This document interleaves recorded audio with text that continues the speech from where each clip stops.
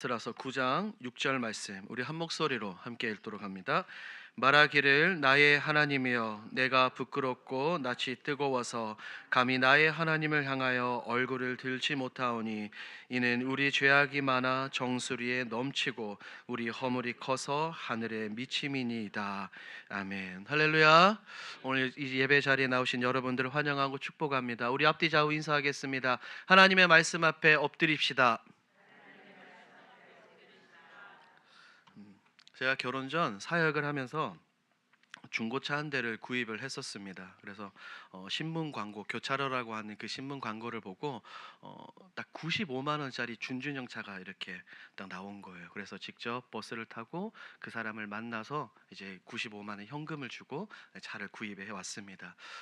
제가 보기에는 겉보기에는 굉장히 멀쩡했어요. 엔진 소리도 괜찮았습니다. 그래서 그 차를 타고 아이들 신방을 하고 이렇게 했었습니다. 그런데 얼마 지나지 않아 얼마 지나지 않아 엔진이 고장 났어요. 그래서 정비소에 입고를 했더니 알아보니 그 차가 이제 완전히 두동강 난 차였고, 그 차가 반을 이렇게 반반 용접해 내놓았던 그런 차였습니다. 결국에 그 차를 어떻게 했겠습니까? 결국에 폐차를 했죠. 제 돈을 주고서 그 차를 폐차를 했습니다. 겉보기에는 아무런 문제가 없어 보였지만 속은 어땠어요? 그렇죠. 속은 완전히 무너져 있던 것입니다. 우리 여러분. 그런데 우리가 함께 읽은 이 구약성경 에스라 9장 말씀을 보면 본문에 나오는 이스라엘 백성 역시 똑같았어요. 겉으로는 그들이 회복된 것처럼 보였지만 그들의 내면을 들여다보면 실상은 완전히 달랐습니다. 마음과 삶은 여전히 하나님과 멀어져 있었고, 그들을 끊임없이 괴롭히던 그 죄의 문제는 아직도 그들의 내면 가운데, 이스라엘 백성들의 공동체 가운데 여전히 자리 잡고 있었던 거예요. 그 결과 에스라가 그들의 모습을 살펴보며 우리가 함께 읽었던 이 본문 에스라 9장 6절 말씀을 고백했던 겁니다. 방금 저와 함께 이 9장 6절 말씀을 읽었는데, 여러분 이 말씀을 읽으면서 에스라의 어떤 마음이 느껴지셨습니까? 에스라의 이 뜨거운 마음, 그리고 자신의 사랑하는 백성들을 생각하며 너무나 안타까워하는 그 마음이 그대로 녹아져 있어요. 이 6절에 나오는 이 에스라의 고백은 에스라가 먼저 하나님으로부터 놀라운 은혜를 받고 경험한 사람으로서 자신의 사랑하는 이 공동체 백성들이 죄에 빠졌다는 그 사실이 너무나도 마음이 아파서 하나님 앞에 엎드려 울부짖으며 기도했던 내용입니다. 이 기도는 동시에 하나님의 은혜를 경험하고 알고 잊지 않은 사람만이 할 수 있는 귀한 고백입니다. 그런데 백성들의 그 죄는 너무나도 부끄러웠어요. 끊임없이 그들을 죄악으로 인도한 그 죄, 그 부끄러움 가운데서도 에스라는 하나님 앞에 나아갑니다. 어떻게 나아갑니까? 하나님 앞에 무릎을 꿇고 자신의 죄와 우리 공동체의 죄를 고백하면서 나아갑니다. 왜 그렇죠? 에스라는 알고 있었어요. 무엇을 알고 있었습니까? 내가 먼저 하나님의 말씀을 붙들고 하나님께 엎드려 기도하기 시작하면 하나님은, 사랑의 하나님은 언제나 어느 때나 우리를 반드시 회복시켜 주신다는 그 사실을 알고 있었기 때문에 이 에스라는 그 뜨거운 부끄러움 가운데서도 하나님 앞에 나아갈 수 있었습니다. 우리 사랑하는 여러분, 우리 여름 사역들이 지금 성경학교와 수련회, 아기학교는 진행이 되고 있죠. 이 너무나도 귀한 여름 사역들이 우리 앞에 다가오고 있습니다. 그런데 우리 앞에 산적해 있는 이 모든 사역들, 리모델링뿐 아니라 이 모든 일들을 우리가 준비하기에 앞서 우리는 스스로에게, 그리고 우리 교회 공동체 모든 성도들에게 이런 질문을 해야 됩니다. 은혜를 먼저 아는 자로서 우리는 어떻게 다시 서야 하는가라는 질문이에요.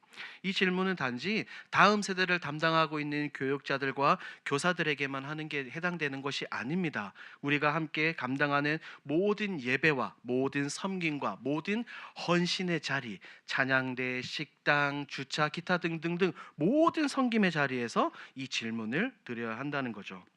이제 우리는 이 질문을 나의 마음에 품고 내 마음속에 깊이 품고 에스라의 이 기도를 살펴보면서 이 첫 번째 답을 찾아가고자 합니다. 과연 에스라는 어떤 마음으로 그리고 어떤 눈물을 흘리면서 백성들의 죄를 고백하면서 하나님께 나아갔을까요? 한 두 가지로 한번 살펴보도록 하겠습니다. 첫 번째입니다.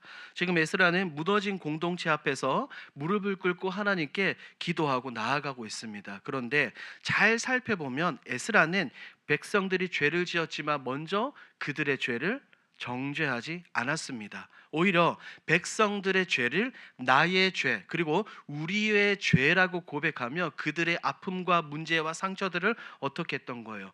끌어 안았던 것입니다. 자신도 함께 백성들과 함께 완전히 무너진 마음으로 하나님 앞에 무릎으로 나아갔어요. 그리고 에스라는 이 회개의 자리를 단지 감정적으로 하나님께 고백하고 토하는 그 기도의 자리에서 멈추지 않았습니다. 에스라의 소원은 다른 것이 아니었어요. 무너진 공동체 이스라엘 백성들이 다시 한 번 더 하나님의 은혜와 사랑과 말씀으로 회복되어지고 특별한 구별된 하나님의 백성으로 완전히 준비되기를 원했던 것입니다.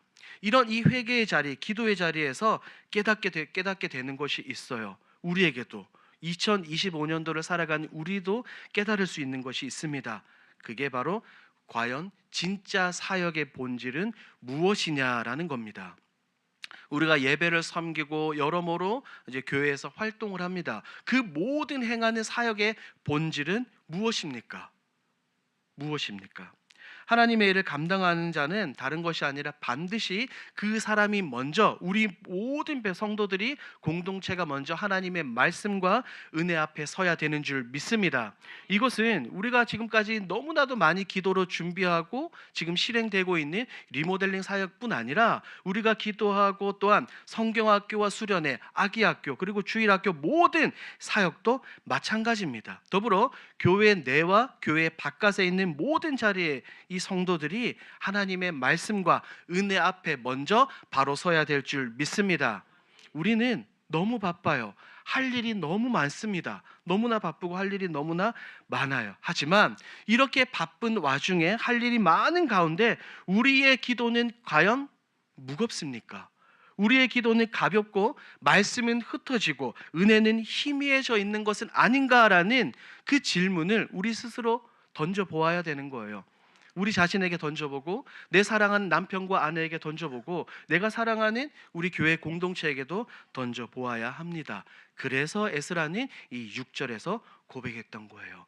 나의 하나님이여, 내가 부끄럽고 낯이 뜨거워서 감히 주를 향하여 얼굴을 듣지 못하겠습니다 라고 말입니다.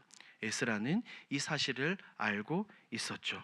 사랑하는 여러분, 이 6절에 나오는 이 에스라의 고백은 단순히 죄를 지었기 때문에 죄책감의 고백이 아닙니다. 죄책감의 표현이 아니라는 거예요. 이것은 에스라가 지금 이 기도, 이 고백을 하는 것은 앞서 말씀드린 것처럼 하나님의 사랑과 하나님의 은혜가 무엇이고 어떤 것인지 아는 사람만이 할 수 있는 믿음의 기도이자 진실한 고백이라는 겁니다. 왜냐하면 우리가 먼저 낮아지면 하나님이 우리 공동체를 새롭게 하시고 그 공동체 가운데 물 붓듯이 하나님의 사랑과 은혜와 성령의 놀라운 역사를 우리 가운데 부어주실 줄 믿습니다. 그래서 에스라는 8절에서 이렇게 말하는 거예요.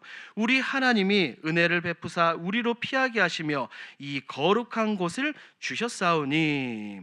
자, 8절에서 에스라는 말하죠. 우리에게 이 거룩한 곳을 주셨습니다라고 말하는데 여기서 말하는 이 거룩한 곳은 단지 물리적인 공간만을 뜻하는 것이 아닙니다. 거룩한 곳은 다름이 아니라 하나님을 예배하는 이 예배의 자리가 살아나고 하나님을 다시 만나는 회복의 자리이자 은혜의 자리인 줄 믿습니다. 그러므로 우리 모두가 행하는 우리 교회 내의 모든 사역이 이 거룩함을 회복되어야 될 줄 믿습니다.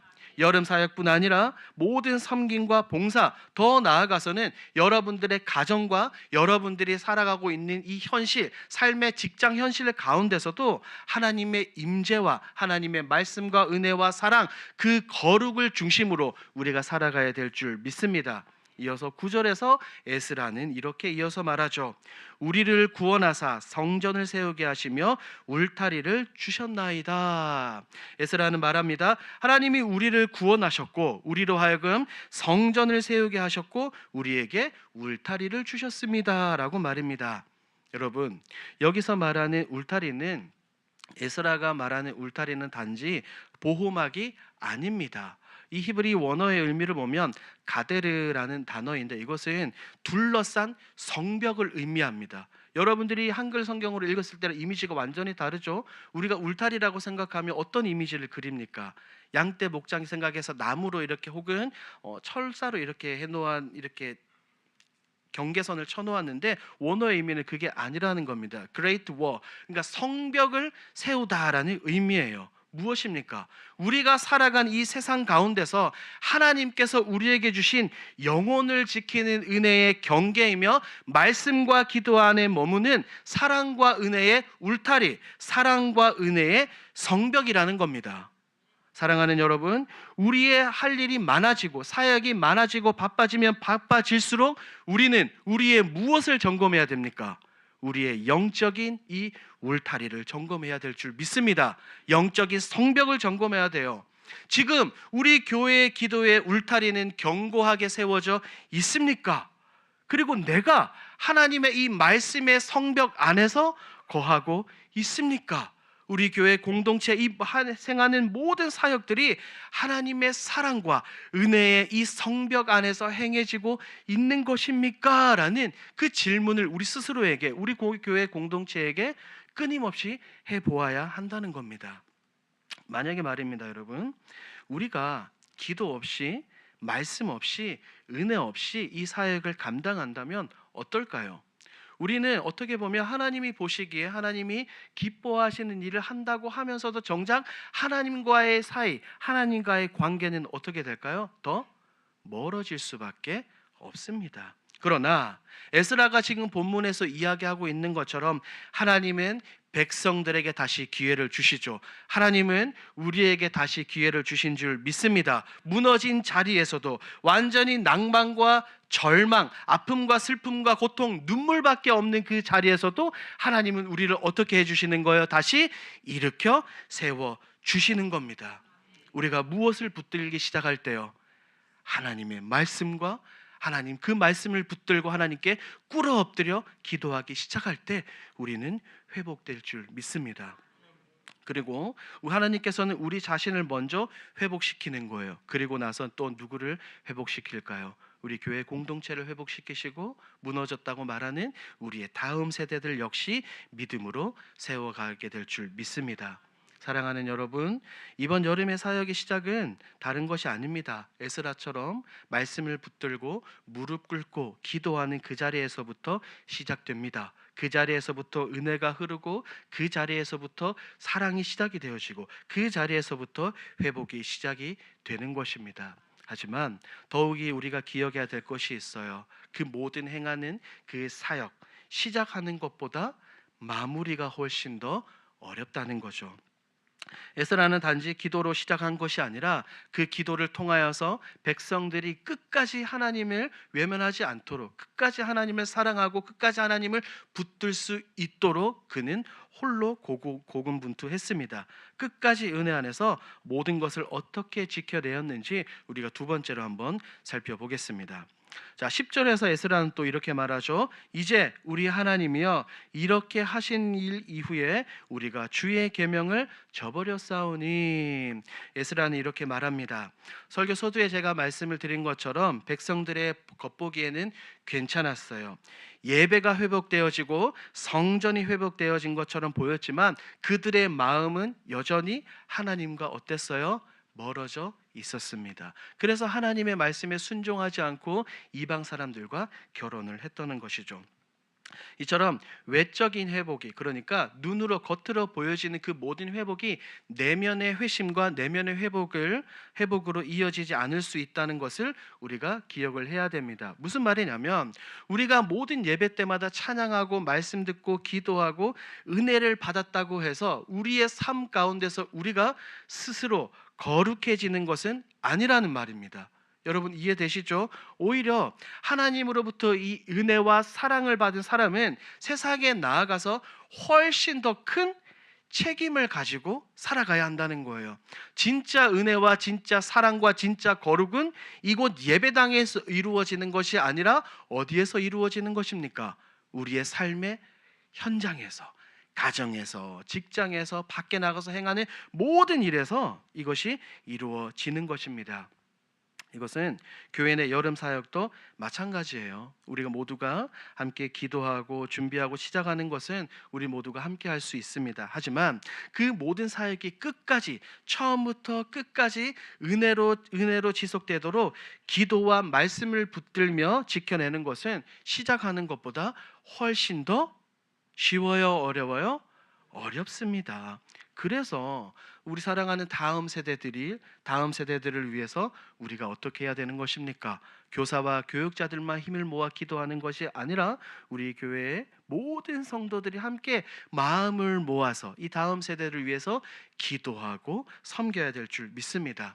때로는 우리는 이렇게 생각하는 경우가 있어요. 지금 보니까 아기 학교도 잘 되고 있고 성경학교와 수련회도 잘 준비되고 있는 것 같아 보이는데 괜찮아.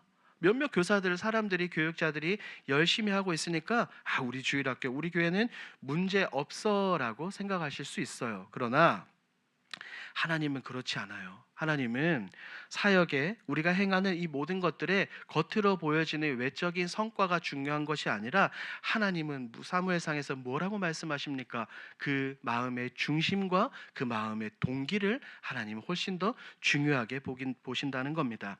더 쉽게 말해 하나님이 보시는 것은 우리가 하는 어떠한 사역이 아니라 그 일을 감당하는 우리의 태도와 우리의 마음과 우리의 열정을 보신다는 겁니다.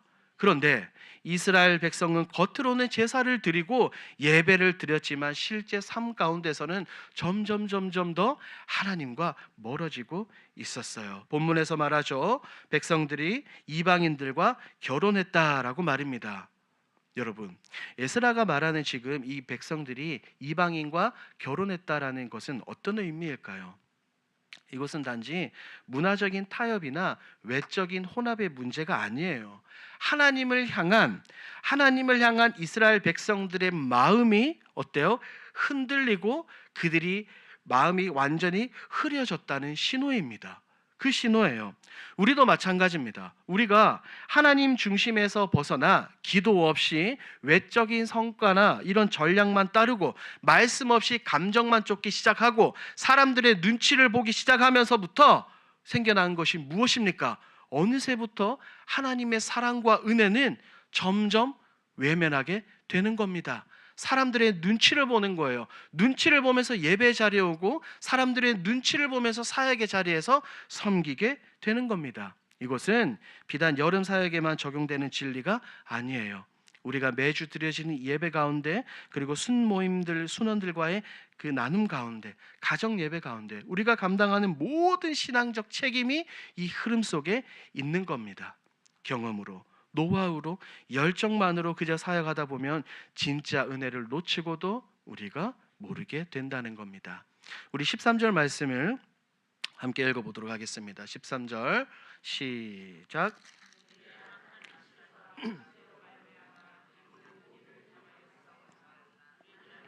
우리 죄악보다 형벌을 가볍게 하시고 이만큼 백성들을 남겨주셨사오니. 에스라는 말합니다. 우리 죄악보다 형벌을 가볍게 하시고 이만큼 우리 백성을 남겨주셨습니다 라고 말입니다. 겉으로 보면 에스라는 단순히 하나님께 감사를 고백하고 감사를 표현하는 것처럼 보입니다. 그런데 그냥 단순한 감사의 표현이 아니에요.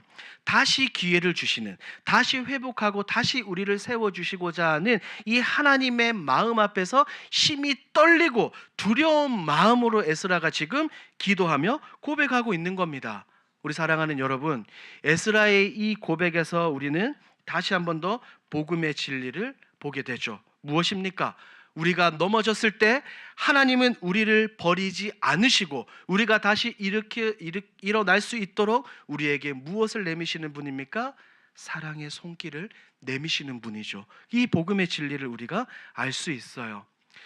매년 여름 사역은 반복되어집니다. 그런데 2025년 올해는 유달리 특별하죠.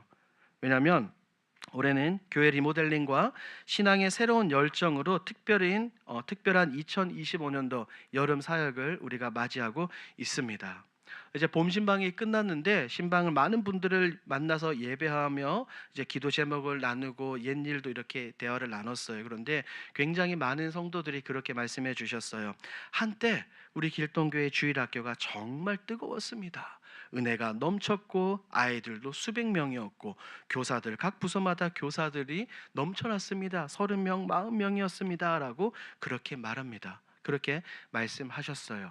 맞아요. 그런데 우리의 옛 과거의 영광이 그 기억이 과거로만 남아서는 안 될 줄 믿습니다. 과거에 그쳐서는 안 된다는 거예요. 과거에 어떠했다 물론 그것은 중요하죠. 하지만 우리가 지금 살아가는 2025년도가 훨씬 더 중요한 겁니다. 훨씬 더 중요한 줄 믿습니다. 하나님은 그러실지도 모르겠어요. 2025년 올해 우리에게 다시 은혜 안에서 다시 회복과 다시 시작하자고 우리에게 말씀하고 계시는 줄 믿습니다. 그래서 우리는 이 말씀 앞에서 이런 결단이 필요합니다. 그래, 이번 리모델링 사역과 여름 사역 가운데 내가 먼저 은혜로 준비해야지.